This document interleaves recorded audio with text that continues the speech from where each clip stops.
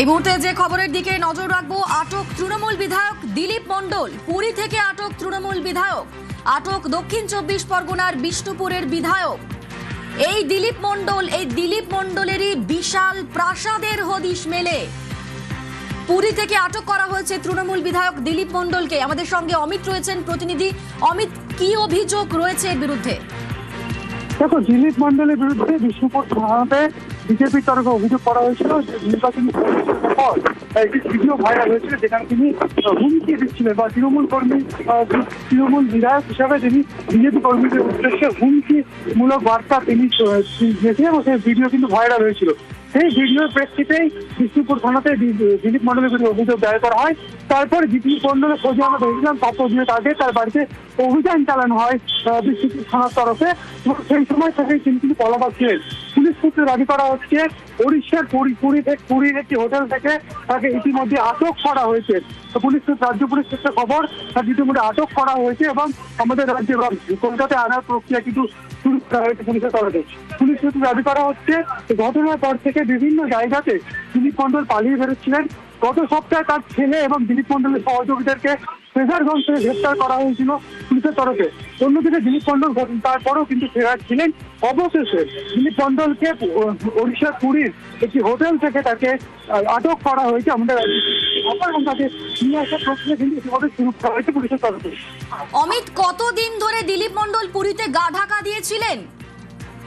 তবে এখনো পর্যন্ত পুলিশ সূত্রে খবর সপ্তাহ দুয়েক আগে তার বাড়িতে অভিযান চালানো হয় এবং তারপর থেকে তিনি কিন্তু পালিয়ে বেড়াচ্ছিলেন এবং বিভিন্ন জায়গা বদল করে তিনি কিন্তু গা ঢাকা দিচ্ছিলেন এবং পুলিশ সূত্রে খবর তারা স্পেসিফিক পান গত 2-3 দিন ধরে তিনি ওড়িশায় বিভিন্ন জায়গায় ওড়িশা সংলগ্ন এলাকাতে তার গতিবিধি পাওয়া যাচ্ছিল।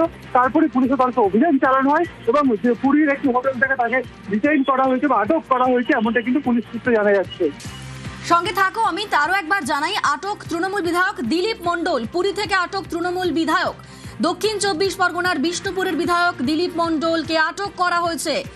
বিজয় মিছিল থেকে পুলিশকে হুমকি এবং তদন্তে নেমে এই দিলীপের প্রাসাদের হদিশ মেলে। যে ছবি দেখাচ্ছি আপনাদের, বিশাল প্রাসাদের হদিশ মেলে তদন্তে নেমে এবং বেআইনি অস্ত্রসহ আগেই ধৃত দিলীপের ছেলে। এবার পুরী থেকে আটক দিলীপ মণ্ডল, তৃণমূল বিধায়ক দিলীপ মণ্ডল, তাকে পুরী থেকে আটক করা হয়েছে। আমাদের সঙ্গে অমিত রয়েছেন প্রতিনিধি। অমিত, যেমনটা তুমি বলছিলে যে বেশ কিছুদিন ধরেই পুরীতে গা ঢাকা দিয়েছিলেন এই দিলীপ মণ্ডল, কিভাবে তার হদিশ পেল পুলিশ?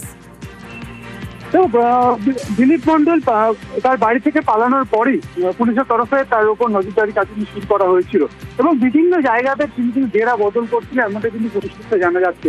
সেক্ষেত্রে পালিয়ে যাওয়ার পরই প্রাথমিকভাবে যেটা পুলিশ জানতে পারে, প্রথমে ডায়মন্ড হারবার একটি এলাকাতে তিনি গা ঢাকা দিচ্ছিলেন। তারপর সেখান থেকে তিনি বেরিয়ে গিয়ে তিনি আমাদের রাজ্য থেকে বেরিয়ে যান এবং এর মাঝেই পুলিশের তরফে অভিযান চালানো হয় ফ্রেজারগঞ্জে। যে তারা জানা যায় দিলীপ মণ্ডলের ঘনিষ্ঠ 4 জন এবং তার ছেলে তারা সেখানে রয়েছে এবং সেখান থেকে গত সপ্তাহে দিলীপ মণ্ডলের ছেলে এবং তার 4 সহযোগী গ্রেফতার করা হয়।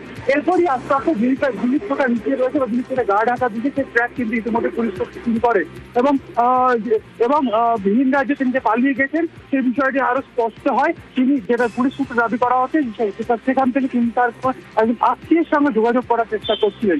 সেই সূত্র ধরে প্রাথমিকভাবে কল ট্র্যাক করা যায় যে ওড়িশা সংলগ্ন কোথাও তিনি রয়েছেন। তারপরে পুলিশের তরফে নির্দিষ্ট টিপ-অফ আসে, সেই টিপ-অফের ভিত্তিতেই অভিযান চালানো হয় পুলিশের তরফে এবং দিলীপ মণ্ডলকে আটক করা হয়েছে পুরীর একটি হোটেলের ঘর থেকে এবং তাকে কলকাতায় নিয়ে আসার প্রক্রিয়া কিন্তু ইতিমধ্যে শুরু করা হয়েছে এবং জানা যাচ্ছে যে তাদের সামনে এনে তাকে গ্রেফতার করা হবে, তাকে আদালতে পেশ করা হবে। প্রক্রিয়ার যে আইনি প্রসেসগুলো রয়েছে সেগুলো হবে, কারণ তার বিরুদ্ধে বিজয় মিছিল থেকে বিজেপি কর্মীদের উদ্দেশ্যে যে হুমকিমূলক যে ভিডিও ভাইরাল হয়েছিল তারই প্রেক্ষিতে বিজেপির 2 জন কর্মী তারা আতঙ্কিত হয়ে তারা পুলিশের দ্বারস্থ হয়েছিলেন এবং বিষ্ণুপুরে দিলীপ মণ্ডলের বিরুদ্ধে তারা লিখিতভাবে অভিযোগ করছেন যে ধরনের ধরনের বক্তব্য তিনি বিজয় মিছিল থেকে রেখেছিলেন, তা থেকে যথেষ্ট উদ্বেগ এবং আতঙ্কের পরিবেশ তৈরি হচ্ছিল বিষ্ণুপুর এলাকাতে। কারণ বিজেপি কর্মীরা রীতিমতো ভয় পেয়েছিলেন সেই ভিডিও ভাইরাল হওয়া ভিডিওর যে বক্তব্য ছিল, তারই প্রেক্ষিতে কিন্তু দিলীপের বিরুদ্ধে মামলা রুজু করা হয়। মামলা রুজু করার পর একেবারেই সঙ্গে থাকো অমিত। বিজয় মিছিল থেকে বিজেপি কর্মীদের উদ্দেশ্যে রীতিমতো হুমকি দিয়েছিলেন এবং সেই ভিডিও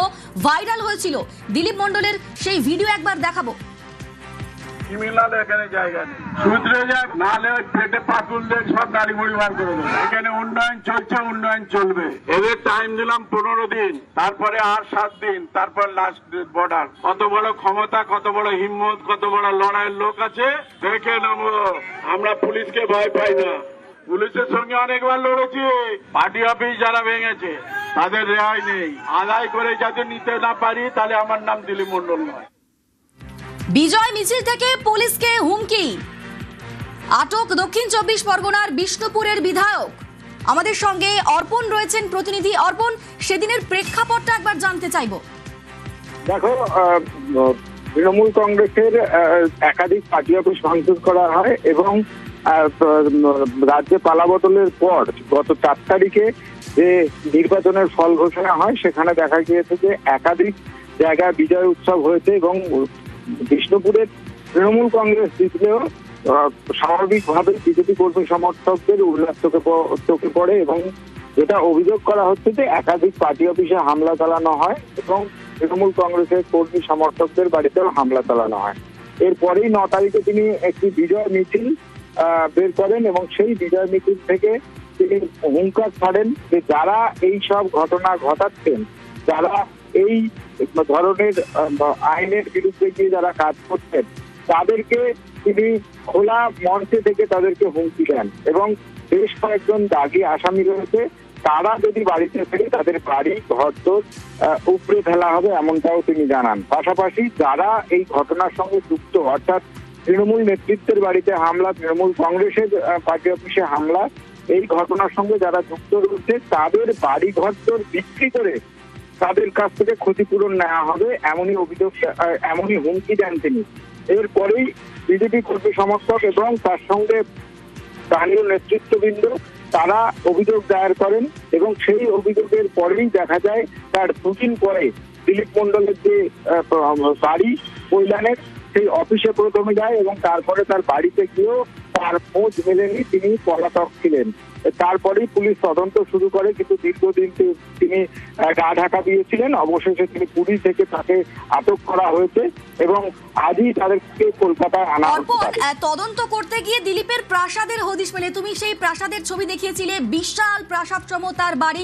এই দিলীপ মণ্ডল, তার উত্থান কিভাবে?